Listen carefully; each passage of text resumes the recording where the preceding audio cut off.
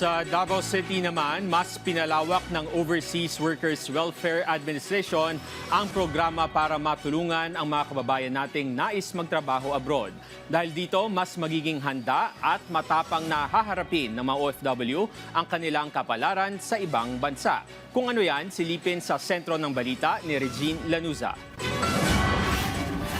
Tinipon ng tanggapan ng Overseas Workers Welfare Administration o OWA Region 11 ang higit 100 land-based at sea-based recruitment agencies, pati na mga licensed manning agencies sa isang hotel sa Davao City noong Biyernes, Hunyo 26 ng kasalukuyang taon.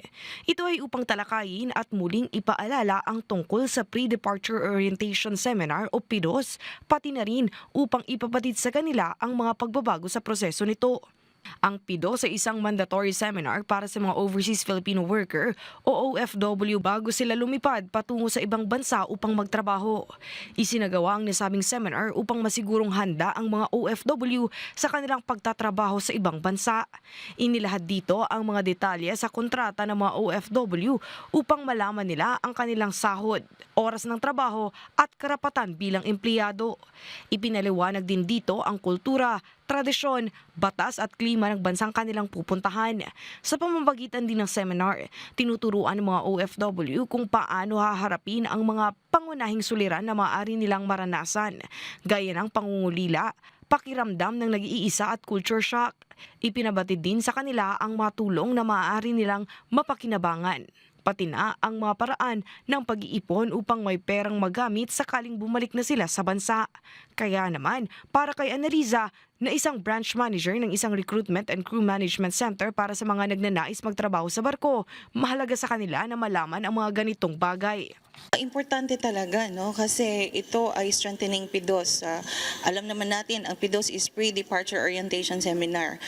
Yung mga seaman natin, especially yung mga baguhan or yung mga land-based workers natin, ay dapat aware sila, no? Anong yung mga number one, yung mga government agencies responsible or tutulong sa atin in case of kailangan nila ng legal assistance o lang kanilang mga benepisyo.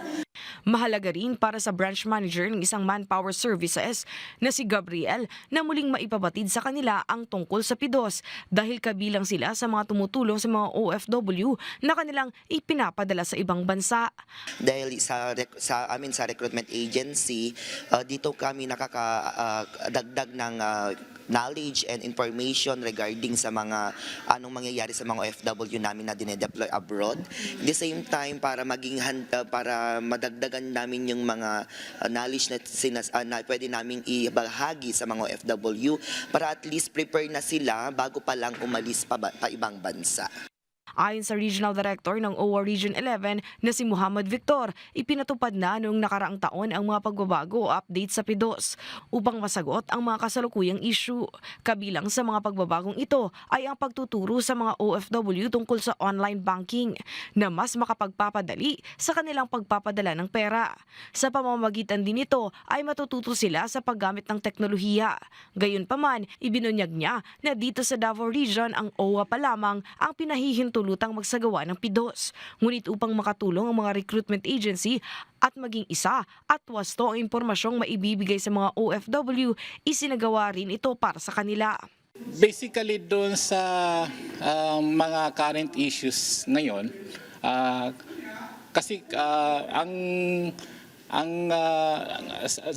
sa Saudi po kasi ngayon ang mga ating kababayan ay pwede na nilang, yung sweldo nila ay ipapadala na sa kanilang ATM or sa bank account nila. Ang hakbang na ito ay isa lamang sa mga programa ng OWA 11 upang matulungan ang mga OFW sa kanilang pangkabuhayan. Mula sa PTV Davao, Regine Lanuza para sa Bayan.